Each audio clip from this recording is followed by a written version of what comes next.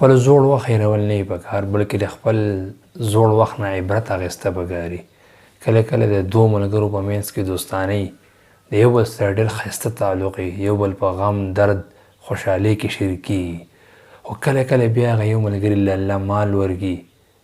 چې کله وله مال ورکړي دی د خپل زوړ دوست هېر کړي، د هغه دوست سره هغه خپله ملګرستیا هېره کړي، هغه دوست د ده نه خفه شي. چې کله د ده نه خفه شي نو بیا د په غم درد کې شرکت نه کوي. دی د خپل مال د وجې نه خپل هغه زوړ دوست چې ده سره په غم درد کې او په خوشحالۍ کې به شریک کېده هغه د مال د وجې نه ده پرېښودو. ما محترمو داسې نه ده پکار، بلکې کله چې ستا د یو خپل دوست سره د غربت او د غریبۍ په دور کې دوستانه وه، تعالی الله مال درکوه، تعالی الله جایداد درکوه، تعالی الله دنیا درکړه، پکار ده چې ته د مالدارۍ په وخت کې خپل دوست راټینګ کړي، د هغه سره کومک وکړي، د هغه سره